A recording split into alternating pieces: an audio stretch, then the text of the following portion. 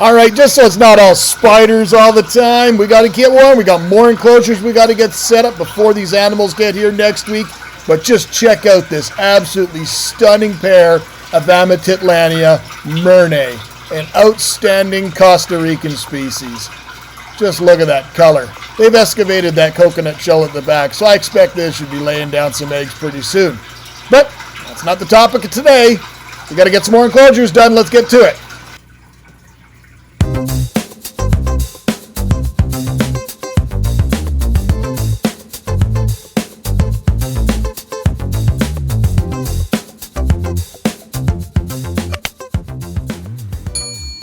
All right, so this is the tank that the big Drogalis, you just saw us take her out of that and rehome her into that smaller one. This one here is now going to be holding some reptiles, some lizards. I'm not telling you anything more than that, but we've got to get it set up for them. Because we're going to be planting this tank up with live plants. We're going to make it bioactive. I want to have that good drainage layer.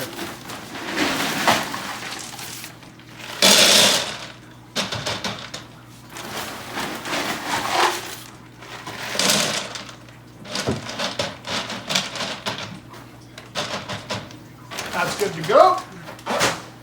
Then we add our mesh screen. I've used window screen. I've used, this is a weed barrier.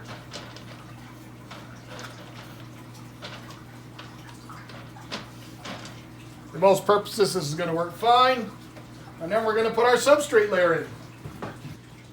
All right, we got our drainage layer in, we got our screen in, we got our substrate mix in. It's nice and deep. I took the liberty because this piece had to actually be anchored. I wanted it, as the animals grow, to still be anchored, that it won't topple on anybody. So it's actually buried into the substrate right up to the mesh netting.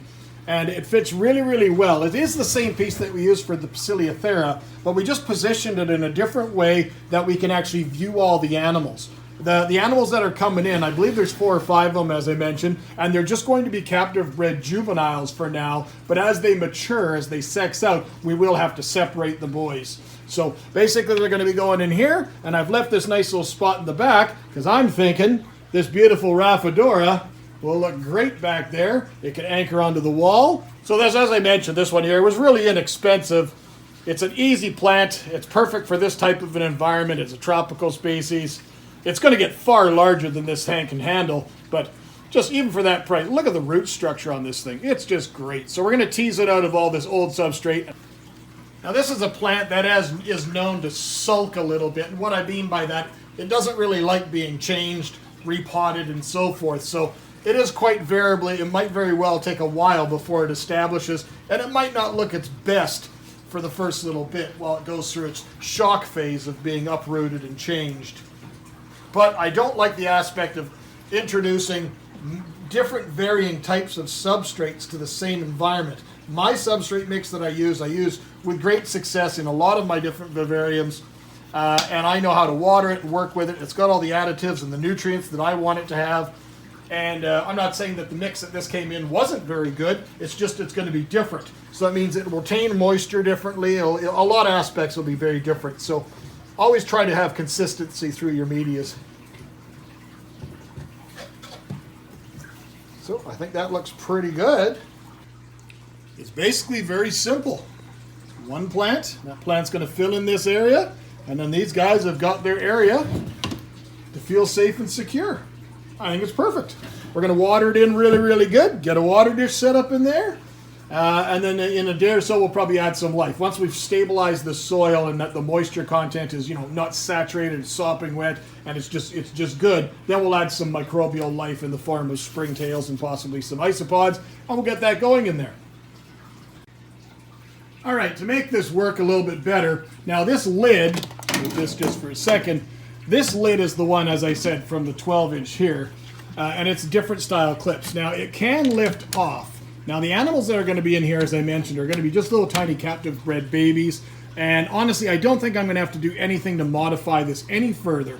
Now, what I've done is, we see how the clamp lamp, this is a dual stainless steel, it's a Zoom Ed product, it's a clamp lamp, and it's going to house a reptile UVB bulb, only a 5, because these are nocturnal animals generally, and it's going to have a little basking spotlight, which we will put in there as well. So it's going to have the two bulbs. The basking spotlight will be on this side, so it's just in the daytime, and then the UV bulb will be here. And then we're also going to have that strip light that's going to go here as well. Now the other thing that we've done is I just, instead of going and modifying and ripping out the screen and everything up, is I just went and cut a piece of acrylic.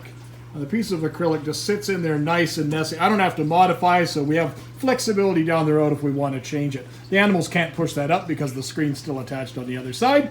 Now, let's get this set up on the stand and get it lit up and see what it looks like.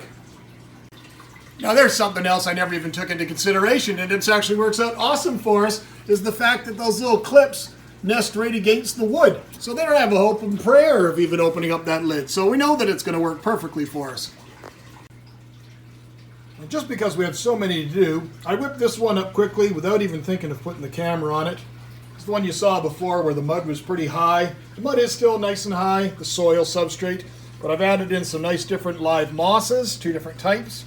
I've got the hide, the hide, potential hide is there. It's got some leaf litter, and it's got a beautiful little button fern with some moss all the way around it and stuff. So I'm really, really happy with the way that one came out. I think it looks really slick. It's different than all the others. Now the one thing that we do have to do is I'm going to have to take a knife and I'm going to have to cut out these notches. These notches were used to hold the clips of the old style, but with the new style, you can see that it won't even fit in there. If I can move those out of there, we know that it fits because it fits that direction. So we're going to have to cut those out with a knife carefully, and then it'll nest in perfect. Now they don't come out as cleanly as I'd like. I brought a variety of tools to try and get it, but good pair of snips to break it, and then I basically just break it out with my lineman pliers. Got to be careful, I don't want to damage the glass at all, because there's glass inside here. But I got to get enough of it off that that lid can then in turn nest in place there.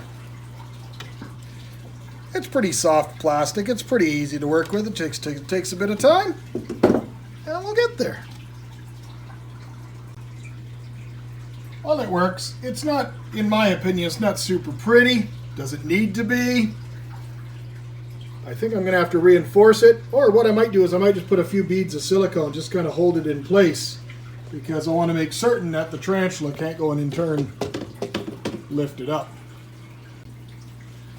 So I was able to take my utility knife and I was able to shave it down a little bit more, and the lid now fits nice and clean. I put just a thin little bead, random silicone daubs and stuff, and now the lid fits nice and clean and flush. So what I'm going to do is I'm just going to move it off to the side, put a bit of weight on it so it holds that lid down in place while it cures, and that's another one good to go. Now, this species, because it comes from like basically almost like a scrubland, like a grassy scrubland, almost desert, I wanted to try and mimic that habitat a little bit better. Fossorial, so it likes to dig, so I had a bunch of these random pieces of different types of woods lying around that I haven't been able to use. Originally I bought these pieces of wood for using in one of my big vivariums. The only problem with them is this type of wood is really intended to be used in a dry habitat, and with too much moisture all it's going to do is mold up and soften right away.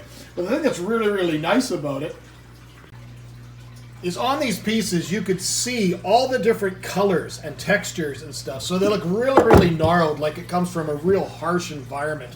So I have a bunch of pieces of this. Let's see if we can find something that'll work. Now the other thing that we're going to do in this environment is for substrate, is I've actually taken my normal mixed substrate that I use all the time, you guys are used to seeing that, and I mixed it with a lot of this coarse sand that I've used in a lot of my scorpion habitats.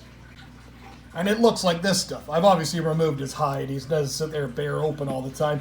But this stuff, I like the look of it. I like the color of it. I like the variety of textures in regards to the different types of stone shapes and stuff. So I think adding a bunch of that into the mix will give it a bit more of a natural feel and a look for the species.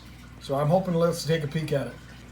So here's that mix. You can see it's got a bit more of a yellow cast to it because it's got lots of those stones added into it. And the mixture is a lot heavier, but it'll also allow the animal to burrow a bit more natural and stuff. So let's get that into there. Let's pickle around with some pieces of wood. Now the vents The vents for these Exoterra are cross ventilation, so air is drawn in through here, and then it comes out up top here. There's all these vents. So when you're using it, be it dry or wet, you want to make sure that you leave this kind of area just behind this ridge open up for good ventilation. Now I can't remember how we had it set that we liked it. I think that was something along that lines.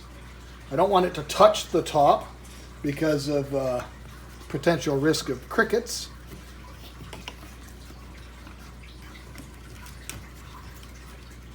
There's somewhere here that I kind of like the look of it.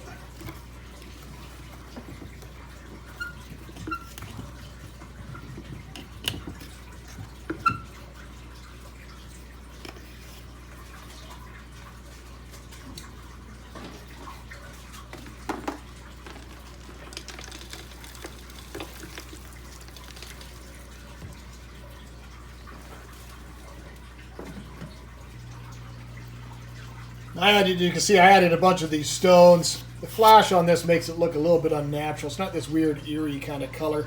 But I added a bunch of these little stones. I think the colors of the wood really kind of bring and dry in well with the background. And then the only other thing we had to do, because these were all old used ones that I got, and they had different holes, because I went and cut a little piece of acrylic. This one had an actual hole for like a misting nozzle in it. So instead of going and trying to take out all the screen and everything on this one, which I could very well have done, I already had these inserts already cut, and for this intents and purposes I just dropped some silicone, and between the net holding the screen and the plexiglass holding in place, and this is wide open for ventilation. I think this is cool. Did you guys really think that every single video in the Fishroom DIY was going to be about fish? Nah. Well, got to do everything. We got to do the spiders, all sorts of other creepy stuff over there. That's all going to be coming up in coming up episodes. And yes, there's going to be a lot more fish stuff happening in the Fishroom. So as always, my friends, thank you for watching. Take care. We'll see you next time.